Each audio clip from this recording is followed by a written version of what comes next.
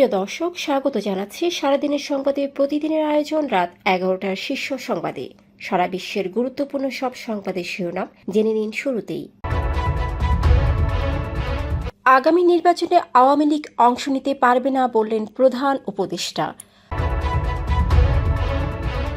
অজিত দোভালের আমন্ত্রণে দিল্লি গেলেন জাতীয় নিরাপত্তা উপদেষ্টা। অন্যদিকে নিরাপত্তা বিষয়ক উপদেষ্টা ভারতে কি আলোচনা করেছেন সরকারকে তা পরিষ্কার করতে হবে বললেন ডাক্তার তাহের।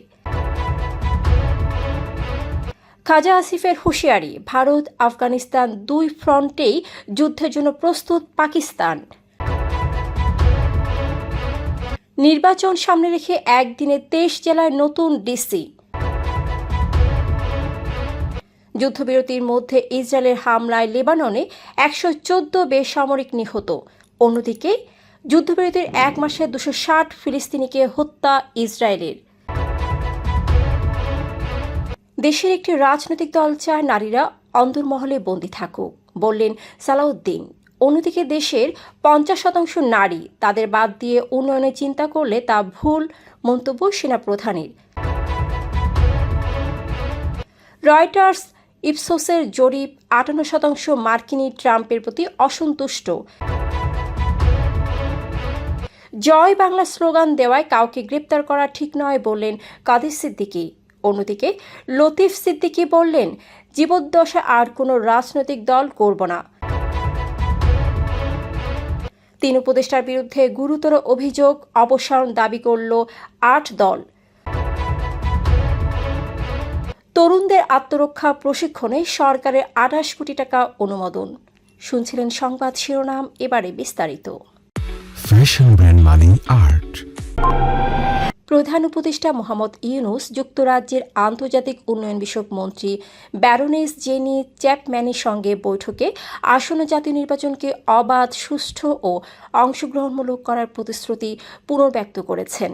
তিনি জানান, সন্ত্রাস বিরোধী আইনের কার্যক্রম স্থগিত থাকা এবং পরে নির্বাচন কমিশনের নিবন্ধন বাতিল করায় আওয়ামী লীগ নির্বাচনে অংশ নিতে পারবে না। বৈঠকে নির্বাচন, অবৈধ অভিবাসন, বাণিজ্য, রোহিঙ্গা সংকট ও বিমান নৌ খাতে সহযোগিতা নিয়ে আলোচনা হয়। ইউনূস বলেন, নির্বাচন আগামী ফেব্রুয়ারির প্রথমার্ধে সময়মতো হবে এবং তা অন্তর্ভুক্তিমূলক হবে। তিনি আশা প্রকাশ করেন, বিপুল সংখ্যক নতুন ভোটার প্রথমবার ভোট দেবেন, যারা গত 16 বছরের স্বৈরতন্ত্রের 3টি কাটাছেঁড়া নির্বাচনে ভোট দিতে পারেননি। ভারতের জাতীয় নিরাপত্তা উপদেষ্টা অজিত দোভালের আমন্ত্রণে ডক্টর খলিলুর রহমানের নেতৃত্বে বাংলাদেশ প্রতিনিধি দল 19 থেকে 20 নভেম্বর দিল্লিতে অনুষ্ঠিতব্য কলম্বো নিরাপত্তা কনক্লেভ এর 7ম এনএসএ পর্যায়ের বৈঠকে যোগ দেবে, যা আঞ্চলিক নিরাপত্তা সহযোগিতায় বাংলাদেশের প্রতিশ্রুতির প্রতিফলন।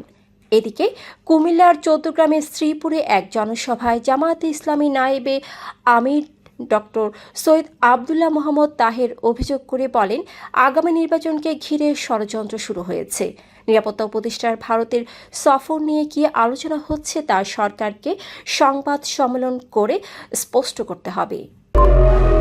পাকিস্তানের প্রতিরক্ষা মন্ত্রী খাজা আসিফ দাবি করেছেন, দেশটি পূর্ব ও পশ্চিম উভয় সীমান্তে যুদ্ধের জন্য সম্পূর্ণ প্রস্তুত। নয়াদিল্লি ও ইসলামাবাদে সাম্প্রতিক ভয়াবহ বিস্ফোরণ ঘিরে উত্তেজনার মধ্যে তিনি বলেন, প্রথম রাউন্ডে আল্লাহ তাদের সাহায্য করেছেন, দ্বিতীয় রাউন্ডেও করবেন এবং কেউ যদি চূড়ান্ত লড়াই চায় তবে পাকিস্তানের সামনে যুদ্ধ ছাড়া বিকল্প থাকবে না। ইসলামাবাদে বিস্ফোরণে 12 জন নিহত হওয়ার পর তিনি এসব মন্তব্য করেন। এদিকে ইসলামাবাদ আদালত প্রাঙ্গণে আত্মঘাতী বোমা হামলাকারী একজন আফগান নাগরিক ছিলেন বলে 12 নভেম্বর স্বরাষ্ট্র প্রতিমন্ত্রী তালাল চৌধুরী নিশ্চিত করেছেন। জাতীয় নির্বাচনকে সামনে রেখে অন্তর্বর্তী সরকার জেলা প্রশাসক পর্যায়ে বড় রদবদল করেছে। বৃহস্পতিবার জারি করা 2টি প্রজ্ঞাপনে 23 জেলায় নতুন ডিসি নিয়োগ দেওয়া হয়েছে। কিছু জেলায় রদবদল, অন্যগুলোতে নতুন নিয়োগ। 5 দিন আগে নিয়োগ পাওয়া 2 জন ডিসির নিয়োগও বাতিল করা হয়েছে। এর আগে আরও অনেক পরিবর্তন হওয়ায় এক সপ্তাহে মোট 50 জেলায় নতুন ডিসি নিয়োগ হলো। নির্বাচনে ডিসিরা রিটার্নিং কর্মকর্তার দায়িত্ব পালন করায় নির্বাচন পূর্ব এ পদটি অত্যন্ত গুরুত্বপূর্ণ। জাতিসংঘের মানবাধিকার দফতর জানিয়েছে 2024 সালের নভেম্বরে লেবাননের সঙ্গে যুদ্ধবিরতি চুক্তি সত্ত্বেও ইসরায়েল এ পর্যন্ত অন্তত 114 জন লেবাননি বেসামরিক মানুষকে হত্যা করেছে। OHCHR মুখপাত্র থামিন আল খিতান বলেন, দক্ষিণ লেবাননের গ্রামে ইসরায়েলের বিমান হামলা অব্যাহত রয়েছে এবং বেসামরিক হতাহতের সংখ্যা বাড়ছে। 2 বছরের বেশি সময় ধরে মানুষ আতঙ্কে বসবাস করছে।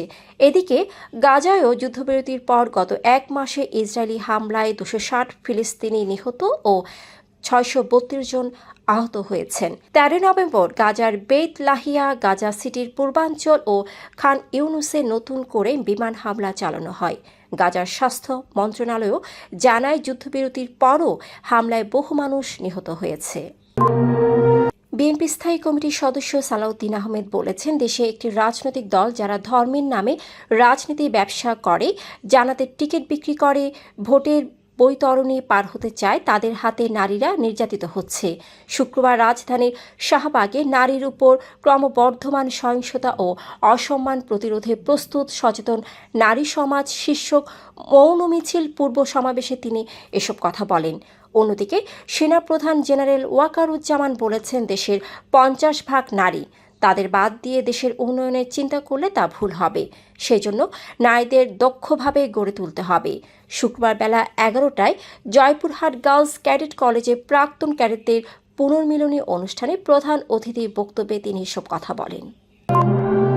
রয়টার্স ইপসোসের সাম্প্রতিক জরিপ অনুযায়ী যুক্তরাষ্ট্রে ডোনাল্ড ট্রাম্পের প্রতি অসন্তোষ বেড়ে নভেম্বর মাসে 58% পৌঁছেছে, যা মে মাসের 52% থেকে বেশি। তার সমর্থন হার অপরিবর্তিত থেকে 40% রয়েছে। 6 দিন ধরে পরিচালিত এই অনলাইন জরিপে যুক্তরাষ্ট্র জুড়ে 1200 প্রাপ্তবয়স্ক অংশ নেন, যেখানে তারা শীর্ষ রাজনৈতিক ব্যক্তিত্বদের প্রতি দৃষ্টিভঙ্গি ও 2026 সালের মধ্যবর্তী নির্বাচনে ভোটদানের পরিকল্পনা জানান। কৃষক শ্রমিক জনতা লীগের সভাপতি বঙ্গবীর কাদের সিদ্দিকী বলেছেন, জয় বাংলা স্লোগান দেওয়ায় কাউকে গ্রেপ্তার করা ঠিক নয় এবং বঙ্গবন্ধুর ঘরবাড়ি ভাঙাও সঠিক হয়নি। এসব প্রতিহতে সরকারিভাবে ব্যবস্থা নেওয়া হয়নি, যা একতরফা কাজ। শুক্রবার টাঙ্গাইলের কালীহাতির ছাতিহাটিতে মা বাবার কবর জিয়ারত শেষে তিনি এসব মন্তব্য করেন। এদিকে সদ্য কারামুক্ত সাবেক মন্ত্রী আব্দুল লতিফ সিদ্দিকী একই দিনে ছাতিহাটিতে কর্মী সমর্থকদের উদ্দেশ্যে বলেন, তিনি আর কোনো দলে যোগ দেবেন না এবং ভাই বঙ্গবীর কাদের সিদ্দিকীর নেতৃত্বেই চলবেন। তিনি আরও জানান, জীবনের শেষ সময় পর্যন্ত জনগণের ভালোবাসা ও ভাইয়ের প্রতি আস্থাকে শক্তি করে এগিয়ে যেতে চান।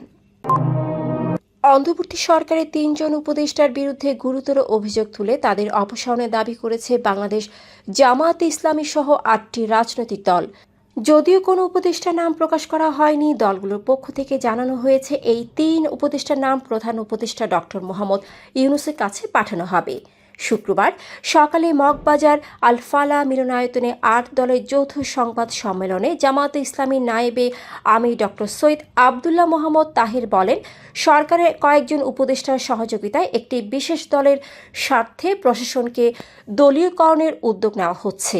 কমপক্ষে 3 জন উপদেষ্টা প্রধান উপদেষ্টাকে মিসগাইড করেছেন বলেও তিনি অভিযোগ করেন। তরুণদের আত্মরক্ষা দক্ষতা বাড়াতে সরকার 27 কোটি 82 লাখ টাকার যুবদের আত্মরক্ষামূলক মৌলিক প্রশিক্ষণ শীর্ষক 3 বছর মেয়াদী প্রকল্প অনুমোদন দিয়েছে। পরিকল্পনা মন্ত্রণালয়ের সুপারিশের পর 13 অক্টোবর চূড়ান্ত অনুমোদন পাওয়া এই প্রকল্পটি বিকেএসপি বাস্তবায়ন করবে এবং 2028 সালের ফেব্রুয়ারি পর্যন্ত চলবে। সম্পূর্ণ অর্থায়ন দেবে সরকার। প্রকল্পের আওতায় 8,850 জন তরুণ তরুণীকে প্রশিক্ষণ দেওয়া হবে। এর মধ্যে 8,250 জন তরুণ এবং 600 জন তরুণী। দর্শক, এতক্ষণ আমাদের সাথে থাকার জন্য ধন্যবাদ। প্রতি মুহূর্তে দেশ বিদেশের গুরুত্বপূর্ণ সব সংবাদ জানতে ভিজিট করুন www.সারাদিনেরসংবাদ.com ও চোখ রাখুন সারাদিনের সংবাদের অফিসিয়াল ফেসবুক পেজে। Fashion brand Mani Art. Men's, ladies and kids wear. Art. Be smart.